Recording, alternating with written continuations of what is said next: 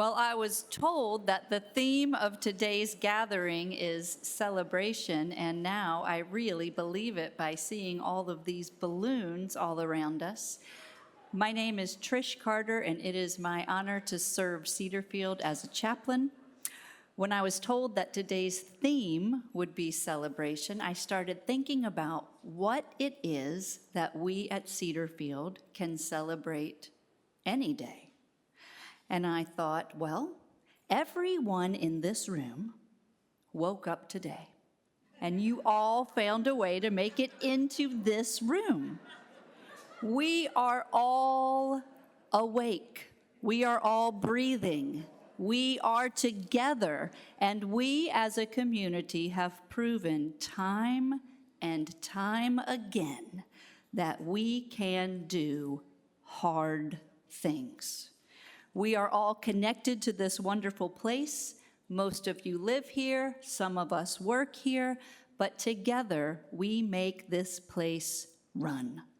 We are surrounded by beauty every day, from the artwork hanging throughout this building to the culinary creations that are presented to us, the landscaping, the trees, the fresh flowers throughout. But the most beautiful thing are the smiles on your faces and the twinkle in your eyes. So may God grant each of you a measure of love today, some to keep for yourself and some to give away to others. And may God also grant you just enough strength to face each and every day exactly as it comes. Have a wonderful meeting.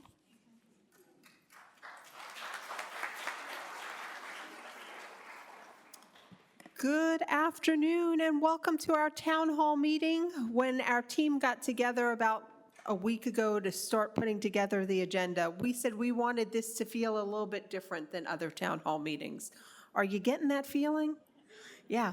We have a lot of exciting things to share with you today, but as you all well know, we always start off our town hall meetings with good news.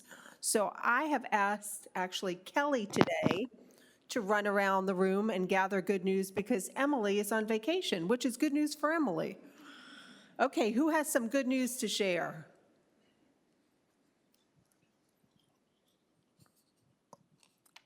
My whole family was supposed to get together for an 80th birthday cruise, all 15 of us, and COVID hit.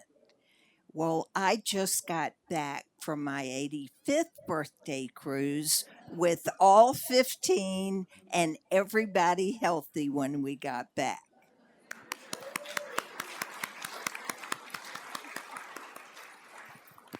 I have good news. I have a new neighbor right across the hall from me, Carol Davis. Stand up.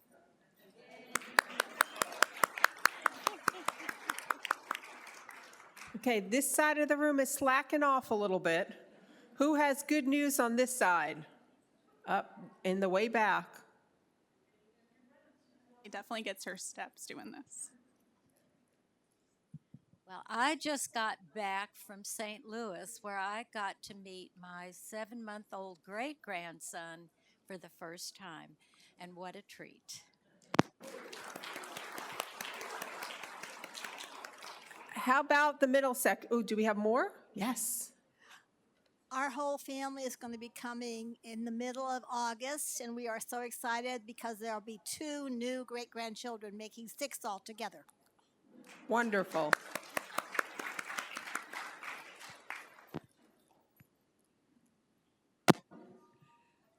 Area 6 has a new neighbor, Penny Jenkins. If she would stand up, I think she's here. Yay, yay.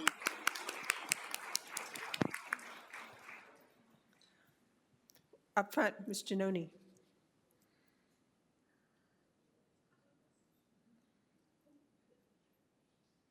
My good news is that Fred's knee has healed and his brace came off this week. And he looks great. I tried to race him up the hallway this morning, but decided it probably wasn't a good idea. Any other good news? How about from any of the team members in the back of the room? Because I don't know that our residents get good news from team members. Denise has some good news.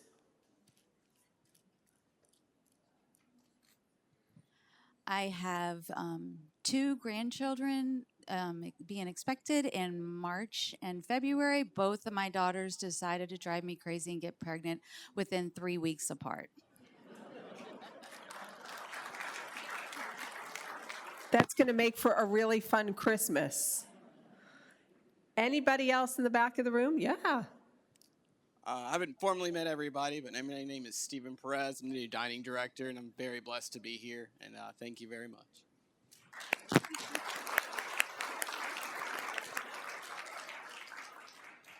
Hello, my name is Eric Donahue. I'm one of the housekeepers here, and my sister and her husband, who live in Crossville, Tennessee, 1 hour outside of Nashville, they're expecting their third baby boy due either Christmas or New Year's.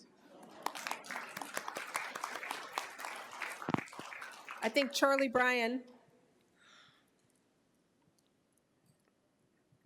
I have good news and I have bad news. The good news is the drought is almost over. The bad news is we don't need any more rain. Kelly Black thinks we need a lot more rain. She needs a few more tomatoes to grow before the end of the True. season. I have 3 tomatoes. I want a few more than that.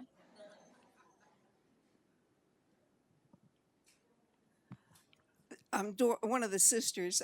We have new neighbors, Corey and Fred. Welcome. Okay, last call for good news, because we have other news to share with you in the meeting. We can do an all good news meeting the next time. I'm going to ask Denise actually to come up, and our spotlight today is going to be about a flood that happened a little over a week ago that some of you might have heard about. But I'm going to let her and the rest of the team share some of those details.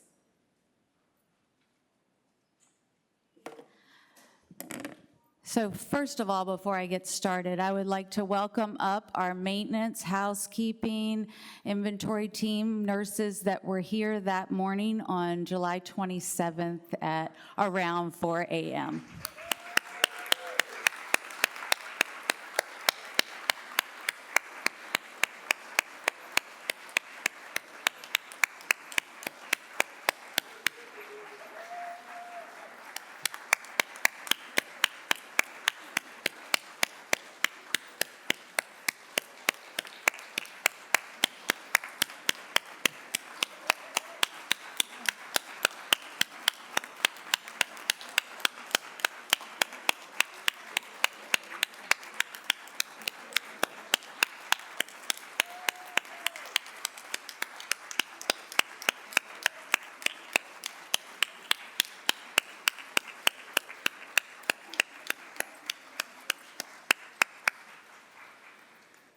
This is a few of the people that helped us get the water cleared up and in record time.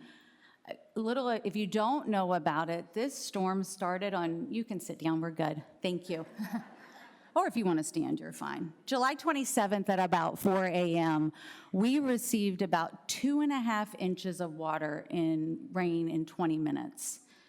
The rain filled one of our outside drains, and it held up to 130 gallons of water, which equals up to be about 1 million pounds of water. This team right here and those that are missing were the ones that were clearing out. They're the ones that answered the call. They're the ones that got here without even being asked. We had an on-call person, we had a maintenance person that were here in record time. Excuse me. So about 4:30, where's our PowerPoint? Oh, I'm doing that. See, I don't even know. Help me. Oh. It's not working. Maintenance.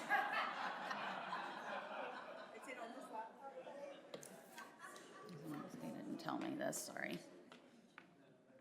Oh, this is his? I don't know. Sorry, because pictures speak 1,000 words. I really want you to be able to see all the things that this team was doing. So he's working on it. So I'll give you a little bit of data and then we'll show you the pictures. And about 4:30 a.m., the water came through the ventilation for our dryers in the laundry room.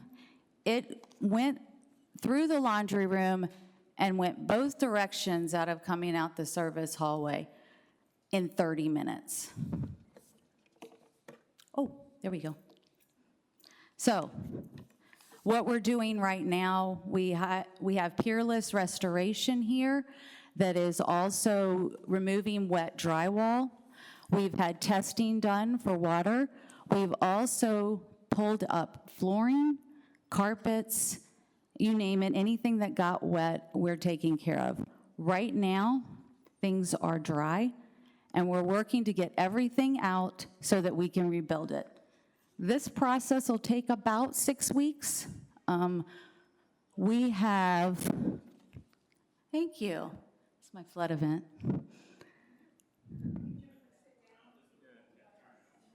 Turn what on? This? Y'all can head out. I'll give the pictures. There we go. So this talks about what I was explaining. Oh, this piece of equipment right here is the equipment that failed. And, well, pushed in. I won't say failed. They had 10,000 pounds of water pushed against it. I can't hold 10,000 pounds or a million. It's about the size of 2 grown men. The picture looks small, but it's huge. It's a huge piece of equipment. The thing that what we saw was, and heard people say was, wow, water pushed that. There's some of our hallways. You can't tell there, but that's the elevator shaft on elevator number 10 that was full of water.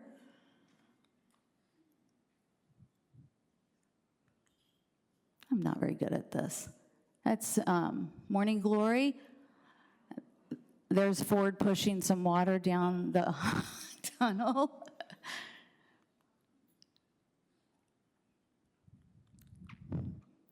And we did have a new guest come in too. But not only inside our building, we had a tree fall, lots of limbs. But as we talked about, this team that was just here in front of you are the reason that we don't have more damage. They responded, they reacted, and took care of it. So I want to thank them all.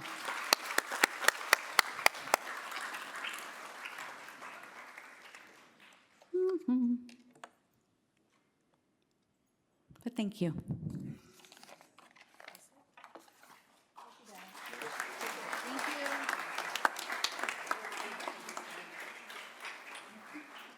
So another team that actually isn't here with us right now was our nursing team.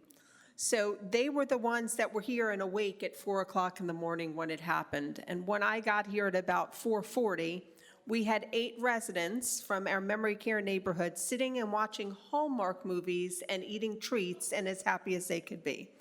So it was all because of their quick action that the residents who were affected really didn't feel the pain of what was going on around them. And I am so grateful for them being here and able to handle that situation from the nursing perspective as well. So if you visit the healthcare center, please make sure that you thank a nurse or a CNA, because they do things that we don't even know are happening because we're sleeping at night, and this was a clear example of that. All right, the next thing on our list to talk about and celebrate is our pond update and a timeline of things that are going to be happening in the near future. And I'm going to ask Denise to come back.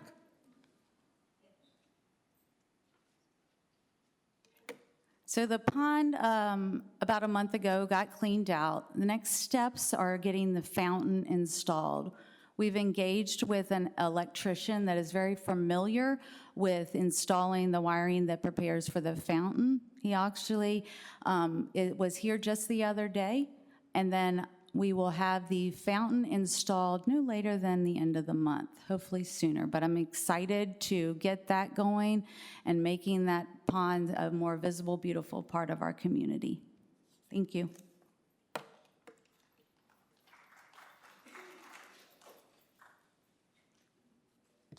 I'm going to let David unplug and replug his computer. He's going to give us an overview of the end of the year budget, which was also good news.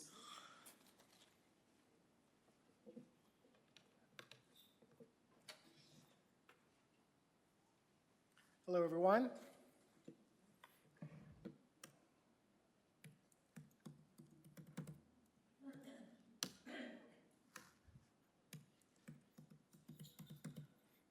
We'll get there in a second. No pressure.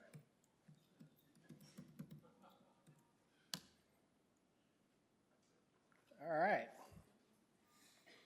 Hello, everyone. I'm David Taylor from the business office. I'm going to give you the abbreviated version of the Finance Committee meeting last week we had on the 28th. So today we're going to look, so our fiscal year runs from June 1st to May 31st, so we just wrapped it up a couple months ago.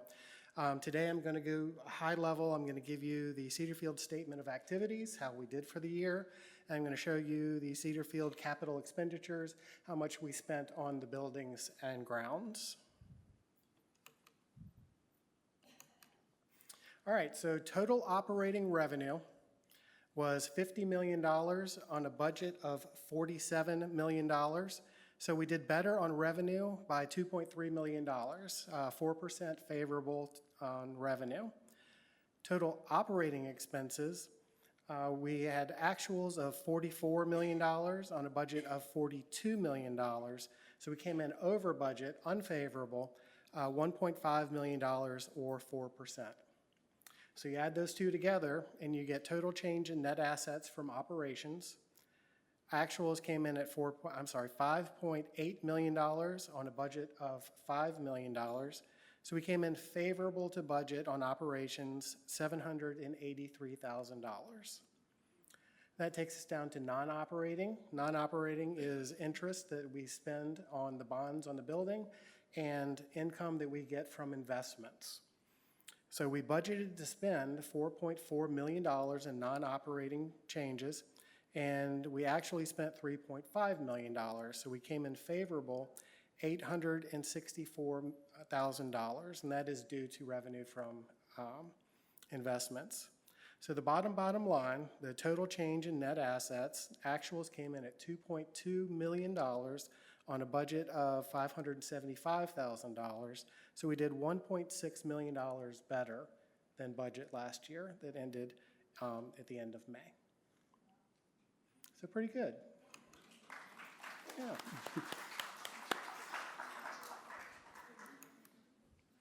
So this is what we spent on capital projects in that fiscal year. And the first thing you're going to notice is window replacements. That's the EIFS around the building. That was budgeted for about $7 million, but we spent a lot of it before the fiscal year. That's why you see $3.3 million. So we spent in the fiscal year $3.3 million on the window replacements and EIFS around the building.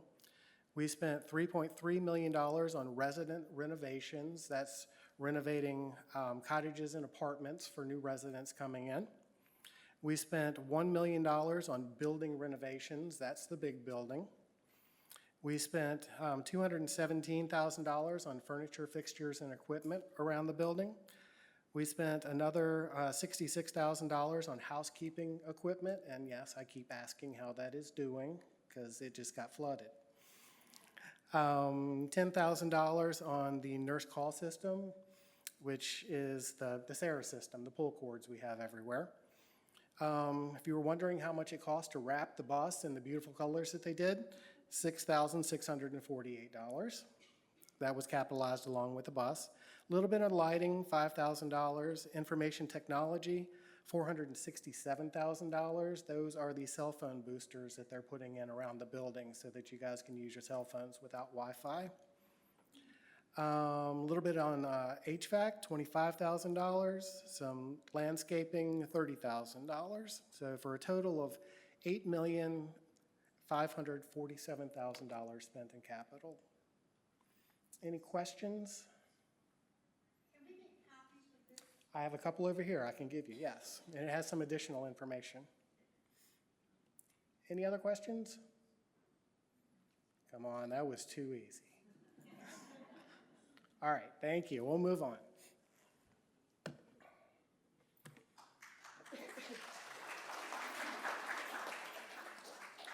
Thank you, David. I have a few announcements to share with everyone as well. The first one is about census, and typically Emily gives some numbers with census, but since she's not here, I'm going to just do a quick overview of that. We currently have 529 residents living with us here at Cedarfield. That's across the board in all areas of care. Currently, we have 318 apartments and cottages with residents living in them out of 341. 4 new families will be joining us within the next 2 months, and we also have an additional 12 families who are in the application process. They still need to have their medical assessments and get us paperwork. But if all of those residents pass their assessments and have the apartments that they want available for when they're ready to move, we will have 334 out of the 341 apartments and cottages taken. So that's about 99%, which is a pretty good number. For memory care, we have 20 of those rooms assigned to residents. Now, some of those residents have been relocated because of the flood, but we have all of those residences in our memory care neighborhood spoken for.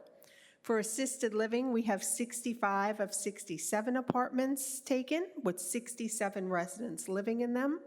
And in our healthcare center, we are 54 of 60 apartments that are occupied. Are there any questions about our census and occupancy? Yes, ma'am. So the question was, where did the residents who were moved because of the flood from memory care go? Those residents were relocated to the healthcare center. A majority of them now reside temporarily in our Poppy Place neighborhood. What we're going to do is look on an individual basis as other apartments in the healthcare center open up and be able to move those residents to Lavender and Magnolia when rooms are available. We're hopeful that the entire renovation process will take about 5 more weeks, and once that happens, they'll be able to move back to their original residences downstairs. Okay, any other census questions? Okay, the next thing on my list is our CMS survey results. We've been talking about preparing for our visit from the state and our healthcare survey for about 3 years now. Well, Lauren Burnett, who is our administrator up in healthcare, decided to take a 2-week vacation. And guess what happens as soon as she left the building? The state came in for their survey. But because of her team and their hard work, we did really well on that survey. Tamika Ross, our VP of Clinical Services, Kelly Black, and I stepped in to help cover for Lauren's portion of the survey, and the team really rallied together to give those 5 surveyors, which were quite a few, a good idea of how our operations run in our healthcare center. So all in all, the 5 surveyors spent about 3 days with us, asked a lot of questions, spoke with a lot of residents, spoke with a lot of team members, and at the end of the day, they came into our exit interview and said, "My goodness, this has been a really good survey," which made us all very happy. So their visit ended with 5 citations. The state average is 14. So we feel like we fared pretty well. All of the 5 things that were pointed out to us were fixed within 24 hours. So they varied from people in the kitchen wearing baseball caps and a couple of hairs sticking out of the bottom of their baseball caps, to a medication that was offered to the resident refused it and it wasn't thrown out quick enough. So all minor offenses that we have already put into a plan of action to ensure that they don't happen again. And now we feel fairly confident that we won't have another visit from them for another year plus. So we're very pleased with the results of that survey. Lauren will be very happy to return from her trip and find out that we did really well. So she was in Europe, and we weren't sure if she would be able to see text messages or emails, but I sent her one just in case, and she sent me back a thumbs up, so I know she got it. The next thing on my list is that I know that we shared that we are in search for a new director of nursing for our healthcare center. We started advertising for that position about 3 weeks ago, and what we decided is that in the interim, we needed to find someone who could help us through that transition, and reached out to a partner that we've worked with to find placement for us in the past. And they found us an old friend. Come on up, Myra. Myra Sermon actually served in this role as the interim for us about 5 years ago, 6 years ago? Maybe 3. I think it was about 5 years ago, actually before we hired Tamika. So when we saw her name on the list of available candidates, we got really excited because we know she knew us and we liked her, and she's been with us for about 4 days now. So I will honestly say I haven't worked with Myra before, but I'm hoping she stays forever. No pressure, Myra. Her years of experience and her professionalism has already made a difference in her few short days here in our healthcare center. So we're so pleased that you're here. And make sure that if she sticks around after the meeting that you introduce yourself to Myra. Thank you. I think Kelly will follow me with another introduction. Hello, everyone. Kelly Black, Associate Executive Director. It is my pleasure to introduce Stephen Perez. He already introduced himself in the back of the room, so you might not have seen his face, but I know that he has already been out and about. I hear he's been washing dishes, managing the cash register in the cafe, cooking on the line, walking around at dinner time, talking with his team. All very good things to see, and I've only heard good things so far. I know that many of you have already sought him out as well, things that we're doing well, things that maybe you want to see done a little bit differently, and that's great also. I've asked him to come up and just give a little introduction for his background and just so that you get to know him a little bit better.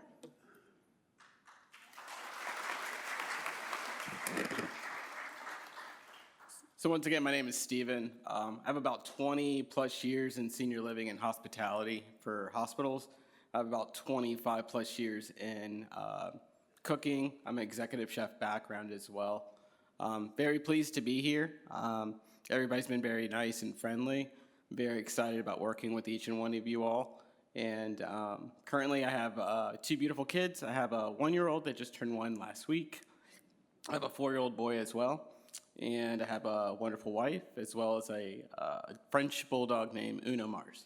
So, but I look forward to working with being here. It's such a blessing to be here. Everybody's been just so wonderful my first week here, and I'm just very excited. So thank you very much.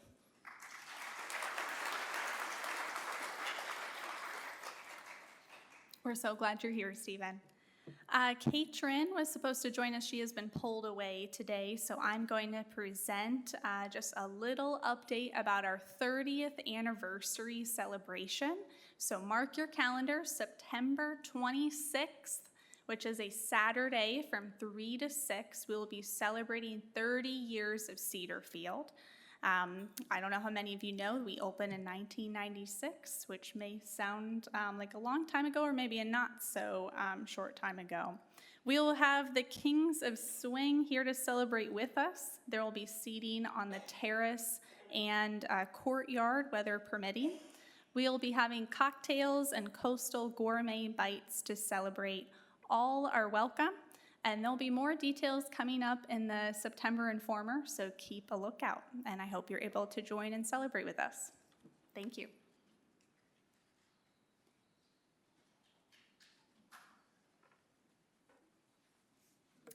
Thank you, Kelly. Next, we have Betsy.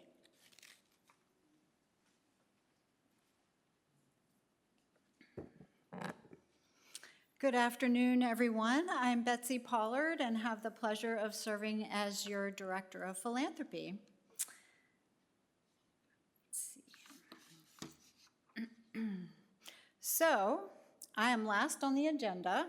How about we conclude our meeting with more good news? Because there is more good news to share.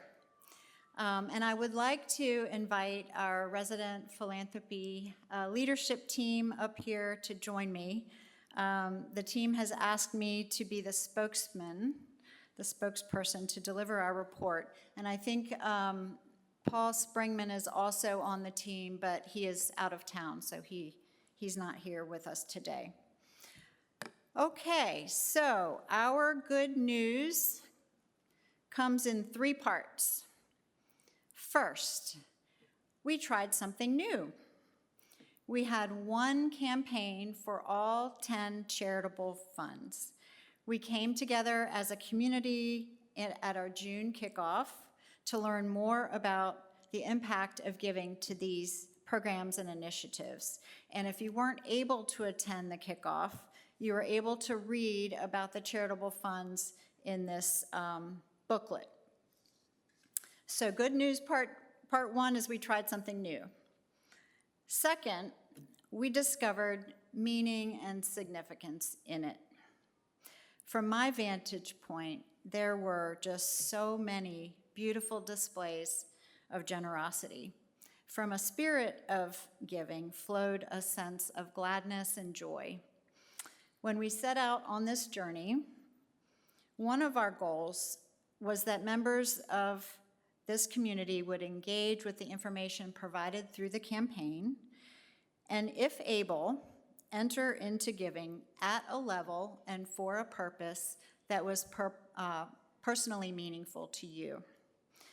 Many of you told me how much you love this community and want to help make it even better by supporting these funds.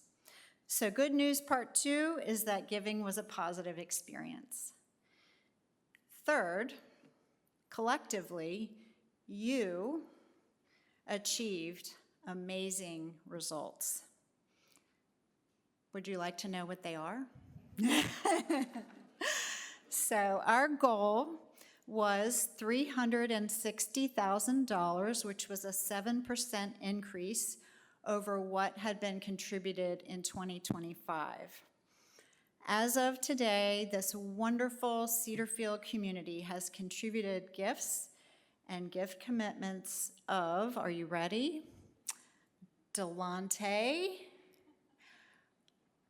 $498,510.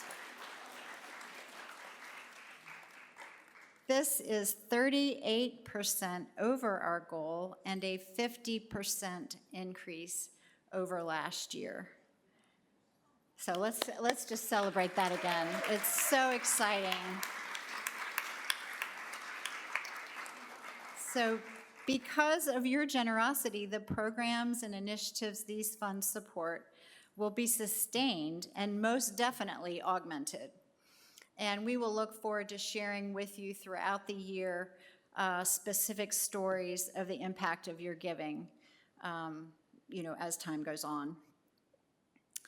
I do have one final note. At the June kickoff, we shared that a donor had made a significant contribution for the purpose of expanding the Creative Expression Studio.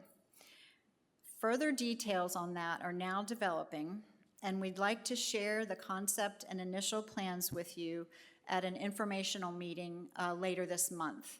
That will be held Thursday, August 27th at 10 a.m. in the morning, and we'll post information about it later here in the Fellowship Hall. And Cedarfield's architect will join Amy to help with the presentation. So at that time, we will also share more about the gift itself and others that have been added to it, which is over and above the amount I just reported. So, in closing, I think all of us join together in saying it's really difficult to find adequate words to express the depth of our appreciation for your participation, your support, your encouragement, your feedback, and yes, your generous giving. Put simply, thank you for joining us on the journey. And everything today that has been shared, I think, is great cause for celebration. So we're going to have a little pop-up party. So if y'all will join us for cookies and the punch in the town center following the meeting, we would love for you to join us. So thank you, thank you, thank you.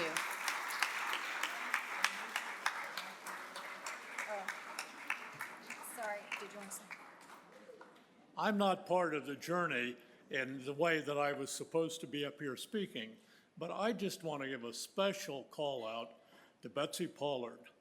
She is a phenomenal addition to this facility, to our work. We couldn't possibly have done that without her guidance. And the fact that she was fortunate enough to marry a student I taught at Hampden, Sydney years ago just enhances her valuable contribution.